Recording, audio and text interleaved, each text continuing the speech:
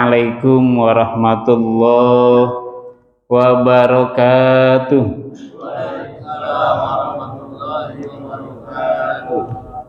Alhamdulillahilladzi faddala bani adam minal ilmi wal amal ala jamil alam.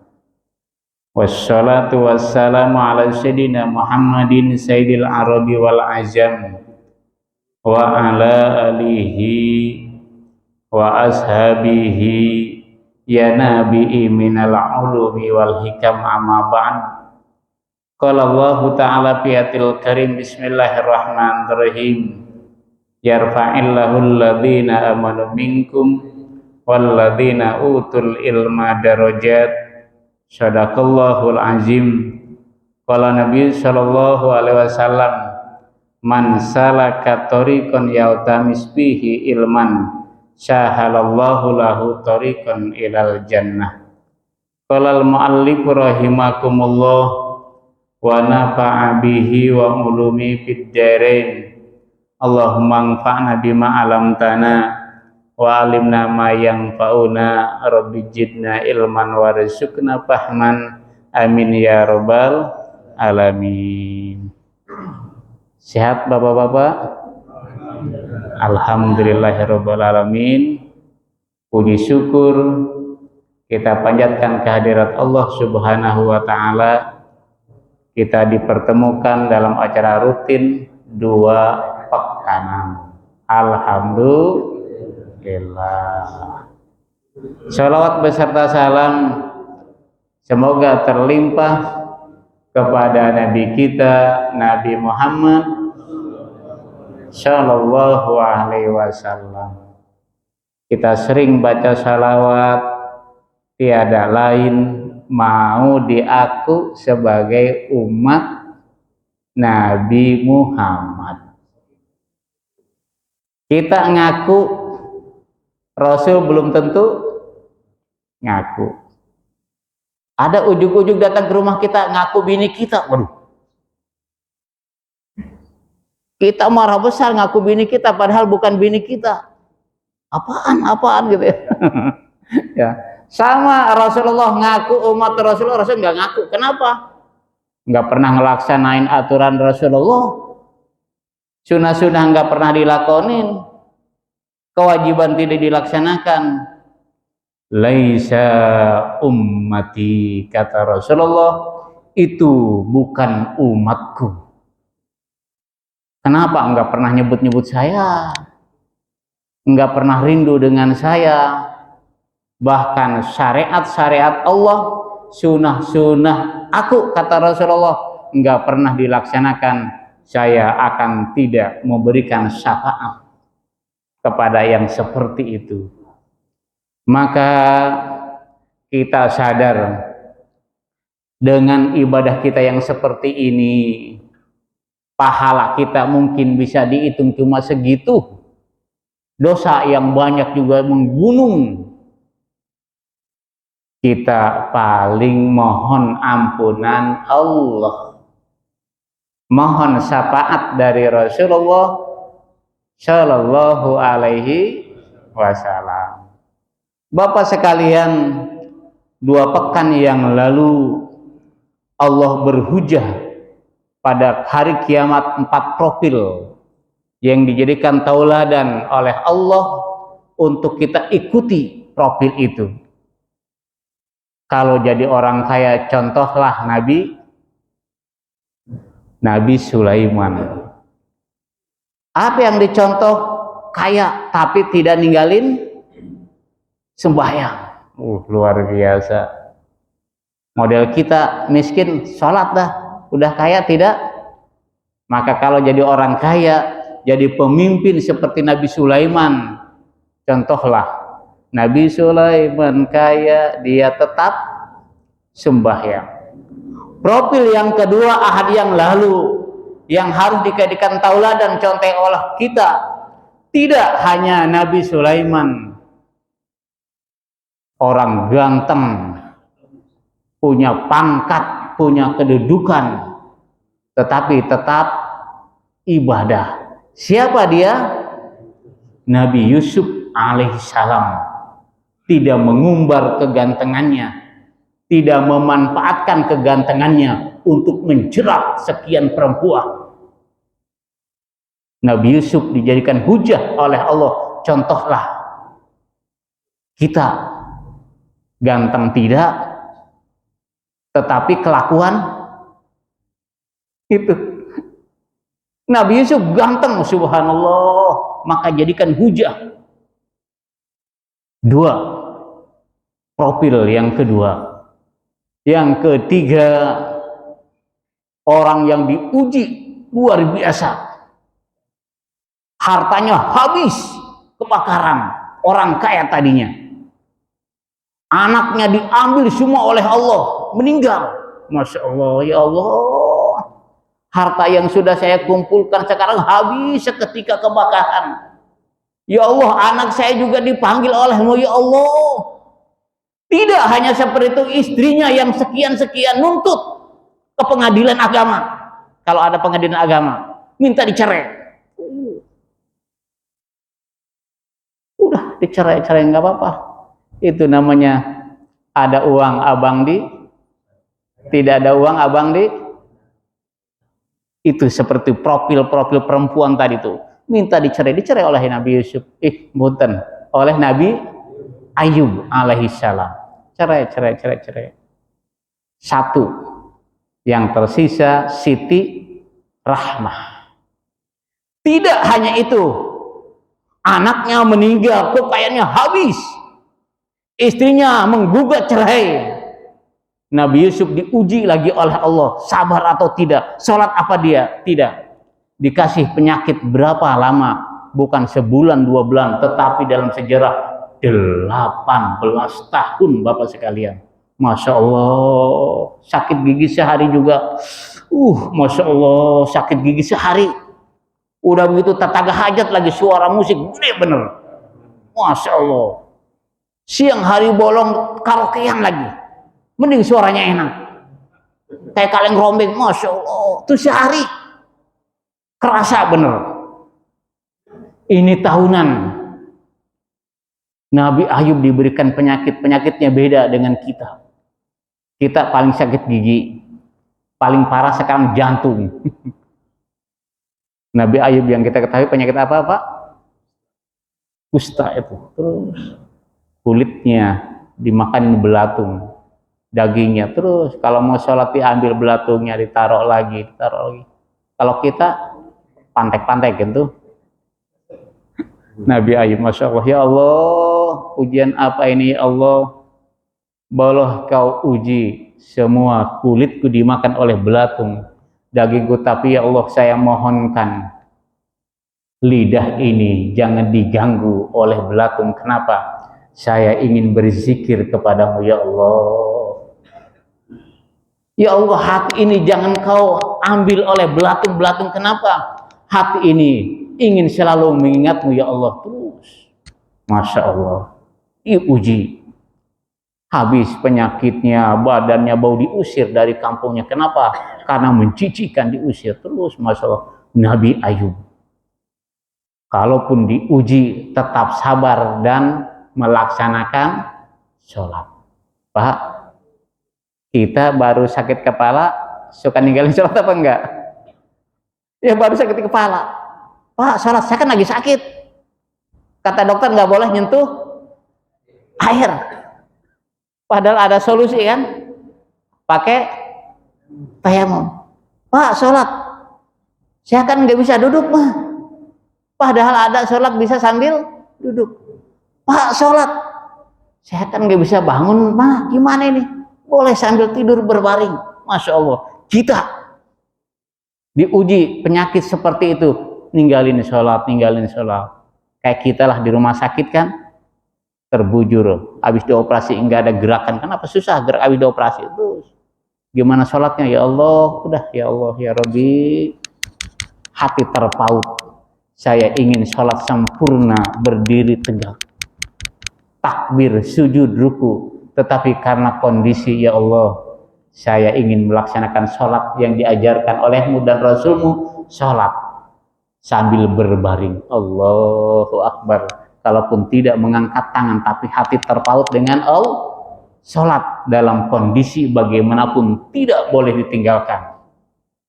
Zakat kalau belum waktunya boleh tidak. Puasa kalau tidak mampu silahkan, tapi dibayar berikutnya. Tetapi sholat enggak ada, enggak boleh ditinggalkan dalam sekalipun, kecuali dalam kondisi meninggal, itu pun harus disolatin. Saking pentingnya. Ini profil Nabi Ayub, sabar, diuji tapi tetap sembah. Yang contohlah itu kalau kita diuji. Nanti ada hubungan dengan kajian hari ini nih. Yang terakhir yang miskin adalah Nabi Isa alaihis salam, tidak punya rumah. Sampai tidurnya di gua. Dalam sejarah Nabi Isa punya istri enggak? Iya. Baru-baru punya anak ya, tuh Nabi Isa miskin, tapi tetap sholat. Masya Allah, nih 4 profil yang menjadi hujah pada hari kiamat, kata Rasulullah Shallallahu Alaihi Wasallam. Mudah-mudahan kita posisi di mana tuh? Kalau lagi menjabat, jadilah seperti Nabi Sulaiman. Kalau diuji, jadilah seperti Nabi Ayub. Kalau lagi miskin, jadilah seperti Nabi Isa alaihi salam. Salat, ibadah tetap. Bapak sekalian, hari ini adalah nasihat dari An Sa'ad bin Hilal, ulama kalangan tabi'in. Kalangan tabi'in itu berarti ulama nggak ketemu Rasulullah. Hidup di Madinah, ya. Apa nasihat Sa'ad bin Hilal? Innal abda ija ajnaba. Apabila seorang hamba kita nih ija ajnaba, melakukan berbagai dosa, mannallaha ta'ala alaihi bi arba'i hisol, ahli dosa tetapi diberikan karunia nikmat oleh Allah 4 hal. Kaget kita. Ini nasihat Sa'ad bin Hilal, bener apa kagak? Orang ahli maksiat, berbuat dosa, tetapi diberikan karunia nikmat 4 hal oleh Allah. Tapi belum titik, ada tulisannya. Apa 4 hal yang diberikan kenikmatan oleh Allah kepada orang yang ahli maksiat? Enggak pernah memuja ibadah kepada Allah, pokoknya maksiat aja, tetapi diberikan 4 kenikmatan. Apa 4 kenikmatan itu? Kata Sa'ad bin Hilal, yang pertama adalah la yahjubu. Yahjub itu asalnya adalah hijabun. Hijab itu tertutup. Ini pakai hijab kali ya. Jadi la yahjubu fi'il mudhari, tidak akan tertutup anhu rizqo, dari orang yang ahli maksiat itu rizki. Artinya rizkinya ngalir terus, nggak bakal ditutupi kayak keran. Carcol. Masya Allah, bisnis dengan si A gul, dengan si B berhasil, dengan si C 90% mau di ACC. Aset di mana-mana, rezekinya Masya Allah banyak bener. Ini orang rezekinya makmur amat ya, tapi nggak pernah ke masjid, nggak pernah ngikut ngaji, nggak pernah sedekah, nggak pernah ngeluarin zakat. Tadi yatim juga orang-orang pada ngasih, malah dia mah kagak. Pak, tadi kita sudah yang dari Bapak nih. Kita kemarin Pak Agus dapat berapa tadi? Dari kita semua? 241 juta. Alhamdulillah. 200 berapa? 240 sekian. Masya Allah. Yatim kita ada 140. Satu orang dapat 1,4 juta. 1,4 dari kita. Terus dari apa? Sekarang nanti kita budayakan di kita nih, dari keropak yang dititipkan oleh panitia, oleh puada, yang celengan itu. celengan. Nanti dikasih oleh panitia ya, celengan itu dari plastik. Nanti uang sisa jajan atau sisa belanja yang 500 perak masukin. Yang 1.000 terus nanti per 6 bulan oleh panitia ditarik kumpulin. Panitia sampai ke urugan koin, banyaknya luar biasa. Koin itu kemarin dihitung 90 juta. Bayangin koin 90 juta, Masya Allah. Itu panitia begadang ngitungin koin tuh. Bahkan ada yang iseng ibu-ibu, bukannya koin dimasukin tapi uang gobang, tahu nggak? Buat ngerok itu. Ya, coba itu 6 bulan dapat 90 juta di kita. Apalagi kalau setahun, Masya Allah. Umat Islam itu potensial benar kalau diberdayakan. Saya lihat di kecamatan lain belum ada. Di kita luar biasa. Itu diliput oleh Pamul dalam Kompasian atau ceritanya. Terus, Masya Allah. Nanti ada titipan, kumpulkan. Enggak kerasa 500 perak, 100 perak dikumpulkan nanti. Besar. Ini ahli maksiat. Tapi rezekinya ngalir terus. Kadang kita cemburu, ya Allah, ya Rabbi. Saya sholat duha udah, ya Allah. Saya berdoa juga sudah, ya Allah. Saya juga sudah berzakat, bersedekah, berinfak. Tapi ya Allah, rezeki beda dengan dia tuh. Kadang kita iri tuh. Kita iri tuh. Ya Allah, apa kayak dia aja saya? Kadang begitu tuh. Ya, kadang begitu tuh. Nanti ada ujung-ujungnya nih, ujung-ujungnya. 1. Ahli maksiat. La yahjubu rizqo, rezekinya tidak akan terhalang, kata Syekh tadi. Terus ngalir terus, ngalir. 2.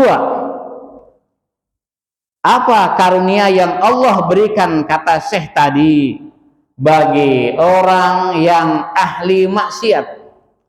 Wala yahjubu, sama tadi, tidak akan terhalang anhu sihah.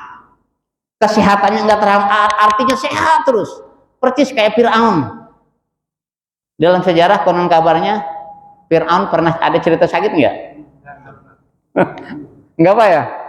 Padahal ahli maksiat. Saking ahli maksiatnya, anna rabbukumul a'la, saya Tuhanmu yang agung, kata si Fir'aun.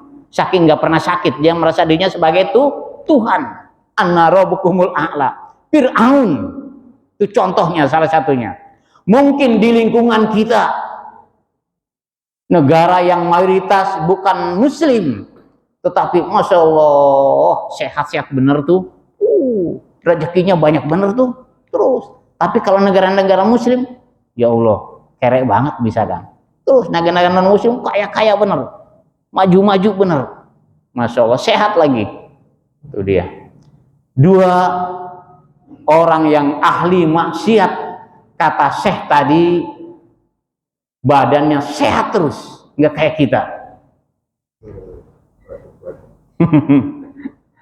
Pak, mendingan penyakit jantung apa mendingan batuk sekali? Mendingan penyakit jantung atau mending penyakit batuk sekali?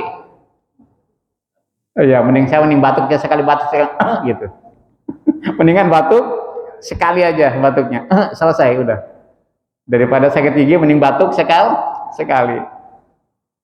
Ya itu dia. Yang kedua, kesehatannya nggak terhalang, artinya sehat terus, Masya Allah. Orang cakep banget, sehat bener. Rezekinya ngalir terus, Masya Allah. Padahal kayak begitu ya. Jadi bahan omong sehat banget tuh dia tuh, terus seger bener. Rezekinya berlimpah juga. 2. Kenikmatan yang Allah berikan kepada ahli maksiat yang kedua.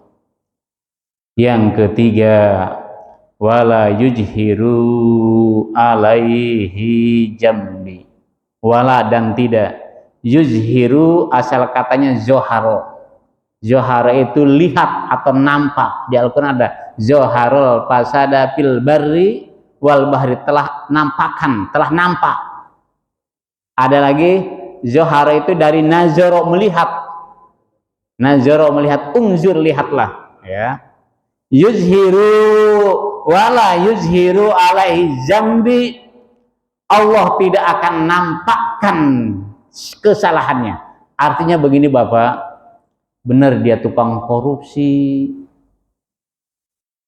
jadi bandar narkoba, backing maksiat, tetapi semua dosa-dosa kesalahannya seolah-olah tertutup terus, nggak pernah ketangkep, seolah-olah dia orang bersih. Ketika pun ditangkap paling cuma sandiwara misalnya, terus jadi terhalang itu, padahal ahli dosa, terus seolah tertutup tuh dosanya tuh, padahal masih abrek-abrek terus.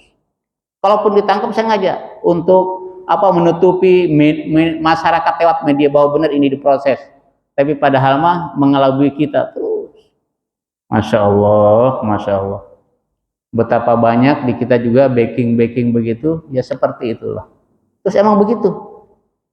Allah tidak tampakkan itu. Allah tidak tampakkan, tidak lihatkan bahwa seolah-olah dia orang bersih, padahal orang yang banyak kesalahannya. 2, 3 tuh Bapak sekalian. Yang keempat, kata Syekh ini, kenikmatan adalah wa yu'aqibu ajilan. Apa dia? Allah tidak nampakkan akibat, efek dari perbuatan dia. Apa akibatnya? Tidak dipenjara gitu ya, tidak dipecat jabatannya, tidak digantung, tidak ditembak hukuman mati terus. Enak ya ahli maksiat ya. Nih. Rezekinya, badannya, kesalahannya, akibat kesalahannya tidak diperlihatkan, tidak didampakkan, tidak diproses. Jangan lupa, kata ulama, kata Rasulullah, itu namanya istidraj, jebakan sama kita. Kenapa? Mungkin kalau bahasa kita, kata Allah, saya jebak dulu dah, biarin rezekinya banyak, dibajak betul. Coba dengan rezeki itu, ingat nggak sama aku yang ngasih rezeki, dijebak terus, dikasih semuanya. Coba dah, dikasih badan sehat, ya, coba terus dikasih kesehatan terus. Coba dia ingat nggak sama yang memberikan kesehatan terus. Diulur kayak main layangan gitu ya, terus diulur, ngikutin aja layangannya terus. Masya Allah. Jangan lupa kalau itu terjadi pada diri kita, saudara kita yang ahli maksiat, tetapi sehat, panjang umur, rezekinya tidak pernah dipermasalahkan. Ingat, itu istidraj sewaktu-waktu jebakan itu akan kena sendiri kepada pelakunya. Masya Allah. Terbukti Bapak sekalian, sekian puluh tahun dia menjabat posisi penting, anak buahnya tunduk semuanya. Kenapa? Dia bosnya, big bosnya, punya kekuasaan terus, kejahatan terus, jadi backingan ini tuh. Allah udah jemu sekian puluh tahun, Allah memberikan tadi yang 4 tadi, jebakan tadi, baru terakhir. Baru terakhir. Tidak bisa yang menghalangi kemarahan Allah. 1000 pengacara nggak mempan. Wa makarullah wallahu khairul. Masya Allah, rencana Allah. Manusia punya makar, Allah punya makar. Tetapi rencana manusia tadi terus menyusun kekuatan, ternyata kalah dengan rencana Allah subhanallah. Bapak sekalian, untunglah kita yang suka ibadah, tidak berdosa, ya, ahli ibadah, suka ngaji. Allah kasih penyakit, untunglah. Kenapa? bukti sayangnya Allah dengan penyakit akan menggugurkan ajaba li amril mukminin, kata Rasulullah, sungguh ajaib jadi seorang mukmin yang ahli ibadah ketika diberikan ujian tadi, sakit, rezekinya seret, susah, maka itu akan menyebabkan dia akan naik derajat. Sama halnya putra putri kita. Nah, sekarang kelas berapa? Kelas 6 MI SD Pak. Oh, mau ujian nanti. Sekarang ada ujian madrasah misalkan. Ada asesmen sekarang namanya. Kenapa? Karena anak ini mau naik derajat ke tingkat SLTP. Diuji dulu. Terus sampai berhari-hari, lulus naik, nggak lulus tetap di situ, digodok lagi. Sama kita diberi ujian cobaan penyakit, terus sabar atau tidak, ibadah atau tidak, akan dinaikkan derajatnya. Apa derajatnya? Menjadi orang muttaqin. Apalagi Allah angkat, Allah uji apa? Dengan ekonomi. Ya Allah, saya sudah merintis usaha, ya Allah, susah bener. Sekalinya mau maju, ada teman pesaing memfitnah kita, bangkrut lagi kita karena difitnah. Ya Allah, sabar, pindah lagi tempat, terus kita dari nol lagi, terus sudah mau maju lagi, kenapa? Kontraknya tidak diteruskan, terus ujian-ujian ekonomi. Tadi Nabi siapa? Nabi Ayub, Nabi Isa, Masya Allah, sabar untuk kita. Maka berhusnuzonlah kepada Allah subhanahu ajaba li amril mu'minin. Ajaib, ajib, luar biasa bahasa kitanya. Jadi seorang mukmin diuji oleh Allah, keuntungannya bukan Allah untuk Allah, tapi untuk kita. Sabar. Ketika diberikan nikmat oleh Allah, untung juga untuk kita. Kenapa?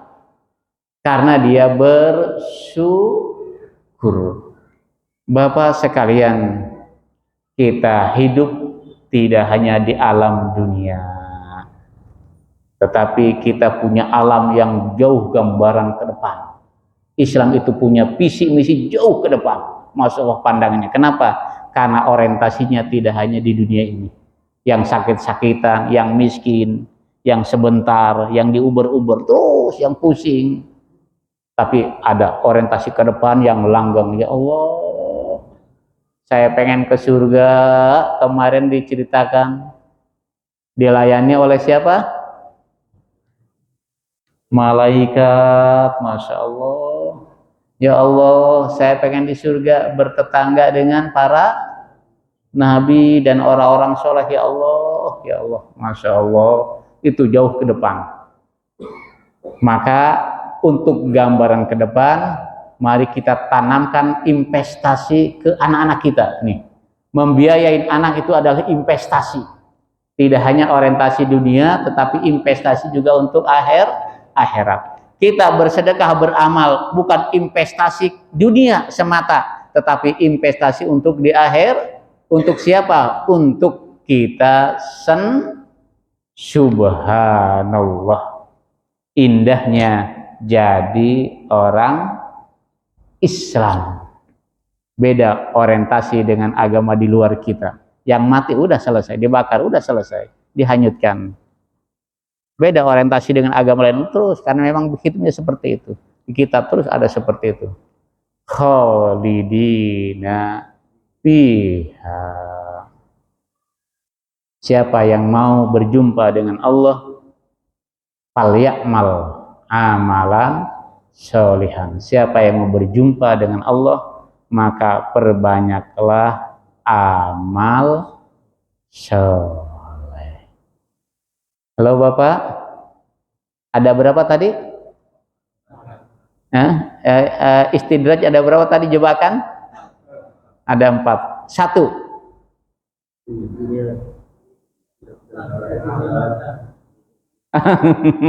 Ya, ya, ya. Ulangi ya. Satu. Ah, iya. Nih kalau sisa satu apa nyayang gitu ya. Enggak jelas tuh. Bagus. Apa coba ulangi nyayang. Ya, ya. Satu apa tadi? Lupa saya. Masya Allah, rezekinya makmur banget tuh. Kayak keran di mana-mana kebuka airnya dah. Ya. Yang kedua, sehat terus. Salam sehat katanya. Gitu kan? Ada salam sehat ya. Yang penting sehat katanya. Dalam tubuh yang sehat terdapat apa bahasa Yunaninya? Mensano in corpore, dalam tubuh terdapat jiwa. Kalau di agama kita pas gitu? Enggak juga ya. Dalam tubuh yang sehat belum tentu jiwa yang itu tadi buktinya sehat tapi enggak ibadah kan jiwanya enggak sehat juga ya. Itu mah peribahasa orang lain kali lah ya. Orang lain. Yang ketiga luar biasa. Apa tadi saya dengar terusnya doang? Ya. Ya, yang terakhir tidak di penjara. Bismillahirrahmanirrahim. Wal 'asr innal insana lafi illal ladzina amanu wa amilus wa tawasaw bil haqq wa tawasaw bis sabr. Shadaqallahul azim. Subhanakallahumma wa bihamdika asyhadu an la ilaha illa anta astaghfiruka wa atubu ilaik. Mohon maaf akhirul kalam. Wallahu muwaffiq ila aqwamit thoriq. Wassalamualaikum warahmatullahi wabarakatuh.